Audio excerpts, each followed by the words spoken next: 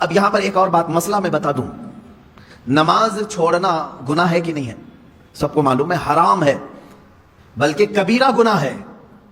نماز ترک کرنا صغیرہ گناہ نہیں، چھوٹا گناہ نہیں، کبیرہ گناہ ہے، گناہ ہے کبیرہ۔ بڑے گناہوں میں اس کا ذکر آیا ہے، جیسے شراب پینا کبیرہ گناہ ہے، زنا کرنا گناہ کبیرہ ہے، چوری گناہ کبیرہ ہے۔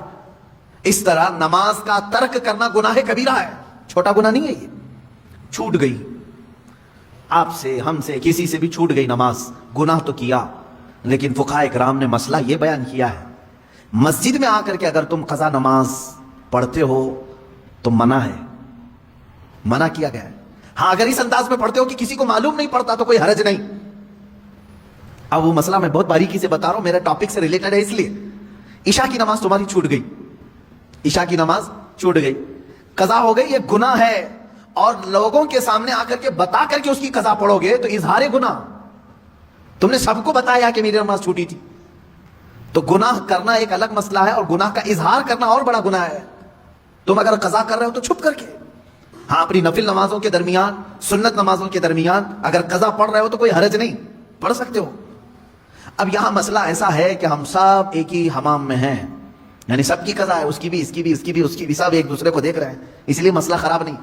بزرگان دین پہلے اس پر بہت تنبیہ کرتے تھے، اگر کوئی ایک بندہ قضا نمازیں سب کو دکھا کے پڑھ رہا ہے تو سارے لوگ اسے گرفتار کر لیتے، پکڑتے ہیں کہ تو ایک گناہ کیا اور سب کو آ کر مسجد میں بتا رہا ہے۔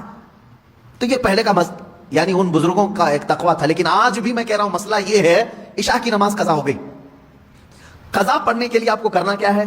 17 رکعت پوری قضا نہیں پڑھیں گے آپ، 4 فرض اور 3 وتر۔ مسئلہ تو یہی ہے نا، کل کی عشاء کی نماز اگر کسی کی چھوٹی، فار ایگزامپل اللہ نہ کرے، آج وہ قضا کرنے کے لیے کھڑا ہے، تو کیا کیا نمازیں قضا کرے گا؟ 4 رکعت فرض عشاء کی اور 3 رکعت واجب، یہ 2 نمازیں قضا ہوتی ہیں عشاء میں، یعنی کل 7 رکعت۔ وتر کی نماز جب پڑھتے ہیں تو آپ کو یہ بھی معلوم ہے تیسری رکعت میں کیا کرنا رہتا ہے؟ دعائے قنوت۔ حنفی جتنے بھی ہیں پیروکار ان کو معلوم ہے، تیسری رکعت میں جب ہم کھڑے ہوتے ہیں سورہ فاتحہ اور سورہ پڑھنے کے بعد ہاتھ چھوڑ کر پھر دوبارہ تکبیر باندھتے ہیں اور دعائے قنوت پڑھتے ہیں، ہے نا؟ آج بھی عشاء کی نماز پڑھیں آپ تو پڑھے ہوں گے نا دعائے قنوت۔ 3 واجب الوتر کی جو نماز ہے اس کی آخری رکعت میں دعائے قنوت پڑھا جاتا ہے۔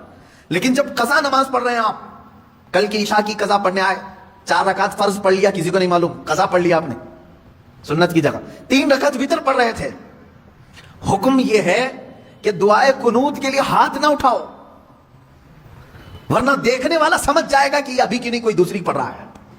ہاں عشاء میں تو ہو سکتا ہے نہ سمجھے، کیونکہ عشاء میں کرنٹ نماز بھی ایک، اسی وقت کی بھی ایک وتر ہے۔ ظہر کے وقت اگر کوئی عشاء کی قضا کر رہا تھا تو ظاہر سی بات ہے تیسری رکعت میں جب وہ کھڑا ہو کر کے ہاتھ اٹھائے گا تو جو دیکھے گا وہ سمجھ جائے گا کہ یہ وتر ظہر میں کیوں پڑھ رہا ہے، وتر ظہر میں کیوں پڑھ رہا ہے۔ تو گویا کہ تم نے سب کو اپنے گناہ کا گواہ بنایا، کل کی تمہاری کچھ چھوٹی تھی وہ آج آ کر پڑھ رہے ہو۔ گناہ کا گواہ نہ بناؤ کسی کو، اظہار گناہ یہ اور بڑا گناہ ہے۔